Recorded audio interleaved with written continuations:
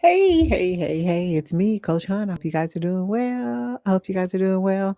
So, as you can see in the title of this video, I wanted to talk about how some people can say breaking generational curses and things of that nature. And for me, it's evolving out of just generational values and norms and belief system that doesn't effectively allow you to grow and evolve for who you are in this day and age, and not look at it as so much as a curse. Y'all know how I am about reframing. Because in the spiritual community, if you believe in a curse, they say, then there are curses. Personally, I don't believe that a curse is something that somebody can put on you. It's something that you do for yourself. You but that's a whole nother different scenario. You know what I'm saying? I don't know what the spirit world holds 100%. Um, that's just how I want to just see the world. So evolving out of a particular norm and value system from previous generation. For example, I'm Generation X, right? I'm in my crown era, and I had to think about some of the values. Um, I'll talk about parenting personally. So my grandmother, um, in that generation used to whoop, we used to get whoopings as children. Spare the rod, spoil the child, so to speak. Well, I want to be spoiled. God spoil me. Give me everything that I want to a certain degree. I want to be spoiled in that type of way. Not spoiled rotten in the sense that I am no good and I have to be thrown away, but spoiled in a way that I am getting the spoils, as the biblical sense will say, I get all the riches that needs to be done after a battle or a fight, the mental or physical battle within myself.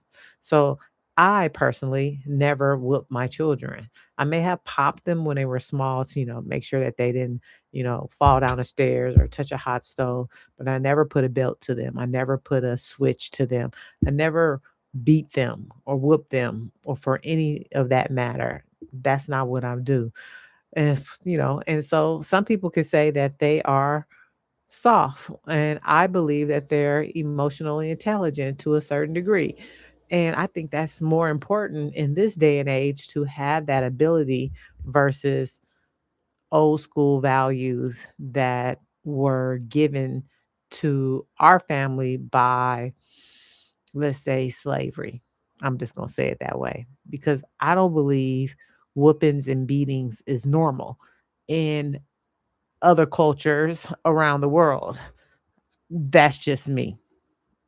Somebody can always put it in the comments and tell me that that was always something that in tribes they did that, because I don't believe that.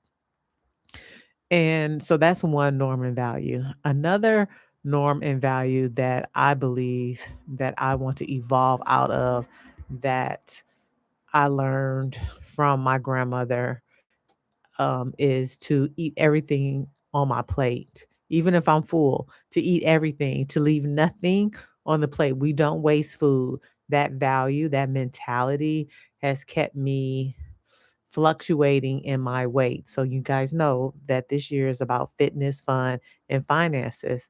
And so my fitness is correlated with what I ingest in my body.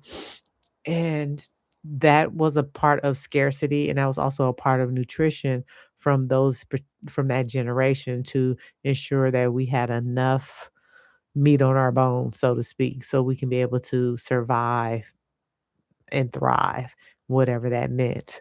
And that may even went back into making sure we ate enough so we can work in the fields or work for whomever.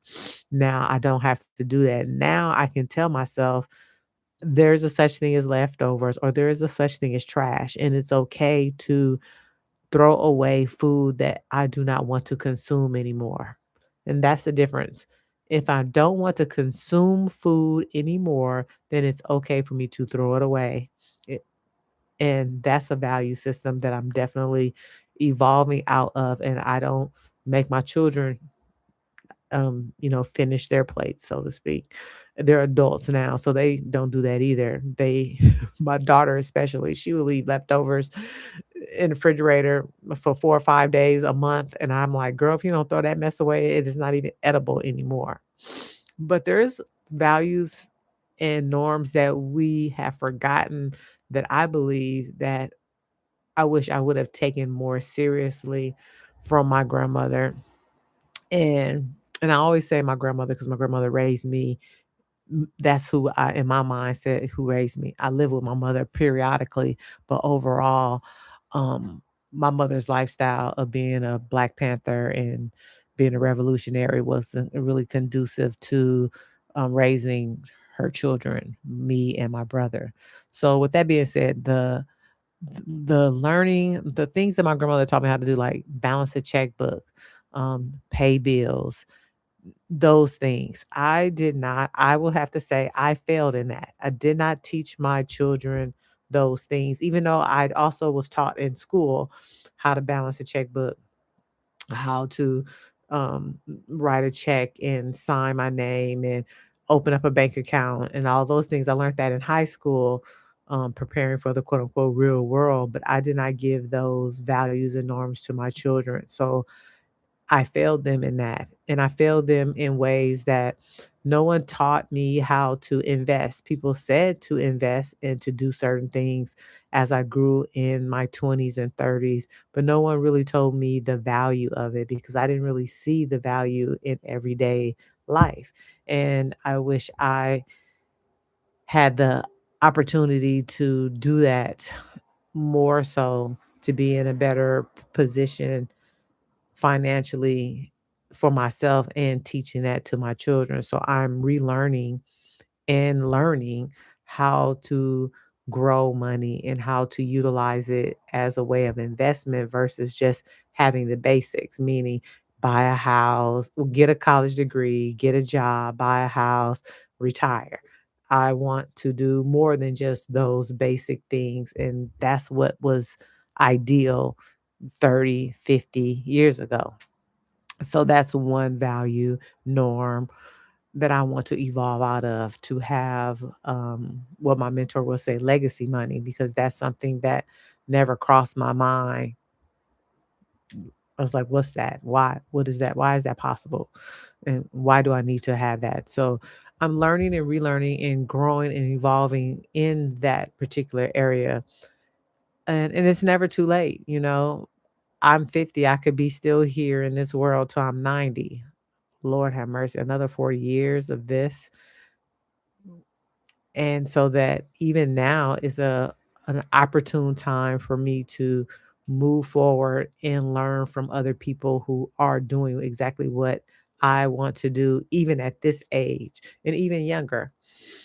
Another value that I want to evolve out of, that I learned from my mother, my grandmother, is that as women, we have to do it alone.